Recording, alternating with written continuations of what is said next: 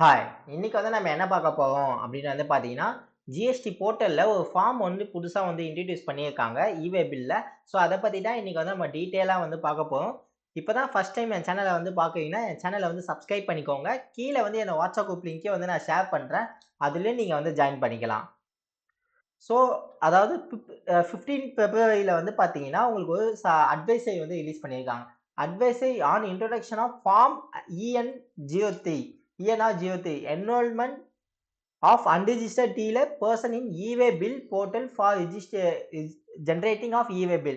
So இதுக்கு முன்னாடிலாம் வந்து பார்த்தீங்கன்னா, e-way bill கான்செப்ட் என்னன்னா, நீங்க ஒரு ரிஜிஸ்டர்ட் பெர்சனா இருக்கீங்க அப்படின்னும்போது, நீங்க வந்து ஒரு 1,00,000 வித்தின் தமிழ்நாடுக்குள்ள வந்து பார்த்தீங்கன்னா, 1,00,000க்குள்ள நம்மளுக்கு e-way bill தேவைப்படாது. இன்கேஸ் தமிழ்நாடு விட்டு வெளில போகுது, இல்லன்னா 1,00,000 மேல வேல்யூஸ் இருக்கு அப்படின்றபோது, நம்ம வந்து கம்பல்சரியா வந்து e-way bill வந்து ஜெனரேட் பண்ணுவோம். ஸோ பட் இன்கேஸ் நீங்க வந்து ஜிஎஸ்டி ரிஜிஸ்ட்ரேஷனே இல்ல, நீங்க வந்து எப்படி இ-வே பில்லே வந்து ஜெனரேட்டே பண்ண முடியாது. இன்கேஸ் 1,00,000 மேல நீங்க வந்து ஒரு டிரான்ஸ்போர்ட்டோ ஏதோ ஒண்ணு பண்றீங்கன்னா, நீங்க வந்து இ-வே பில் வந்து ஜெனரேட் பண்ண முடியாது. ஸோ இது இவங்களுக்கான ஃபெசிலிட்டி தான் வந்து இப்ப வந்து கொண்டு வந்திருக்காங்க. A new feature has been introduced in the e-way bill system. The facility to enroll of unregistered dealer supply of goods. So unregistered dealer வந்து பார்த்தீங்கன்னா, supply of goods வந்து with effect from லெவல் 2 2024ல இருந்தே, அதாவது level 02 2025ல இருந்து இது வந்து with effect ஆயிடுச்சு. அமலுக்கு வந்து கொண்டு வந்துட்டாங்க.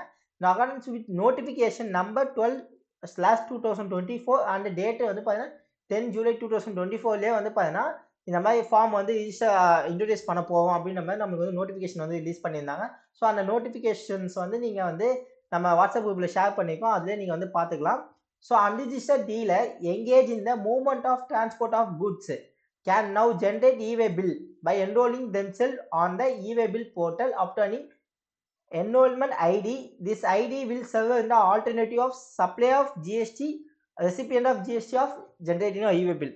ஸோ நீங்க இப்போ e-way bill போர்ட்டல்ல போயிட்டு நீங்க என்ரோல்மெண்ட் பண்ணிட்டீங்கன்னா, உங்களுக்கு வந்து என்ரோல்மெண்ட் ஐடி வந்து வந்துரும். ஸோ அத வச்சு நீங்க வந்து சப்ளை பண்ணிக்கலாம். இல்ல ரெசிபியன்ட் நீங்க உங்களுக்கு வரதும், நீங்க சப்ளை பண்றதும் நீங்க வந்து இத வச்சு நீங்க வந்து பண்ணிக்கலாம். ஸோ இதுக்கான கைட்லைன்ஸ் வந்து குடுத்துருக்காங்க.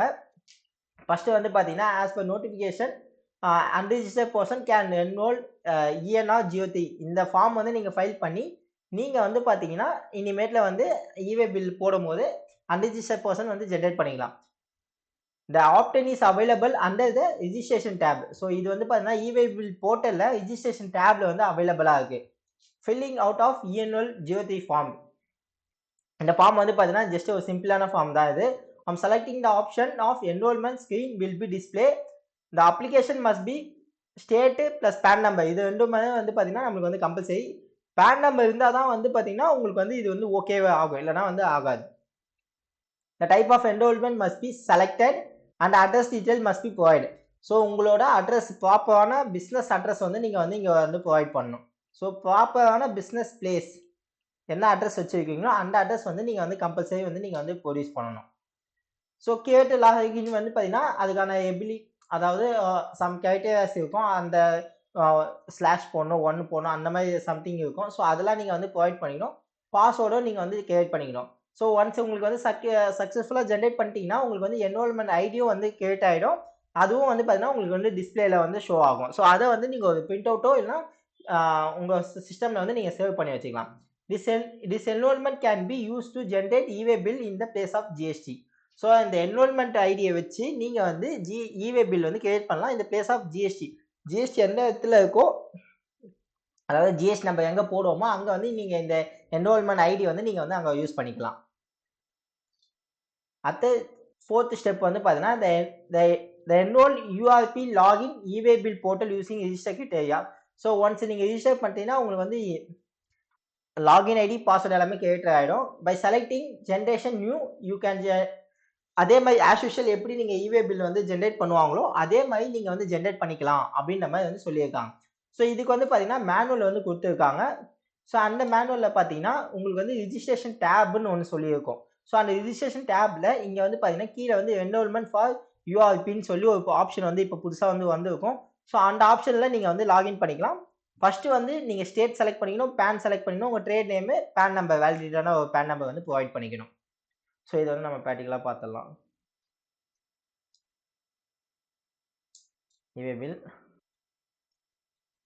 ஸோ இவே பில்ல வந்து பார்த்தீங்கன்னா, ரிஜிஸ்ட்ரேஷன் டேப்ல புதுசா வந்து என்ரோல்மென்ட் ஃபார் யூஆர்பின்னு சொல்லி ஒரு ஆப்ஷன் இருக்கும்.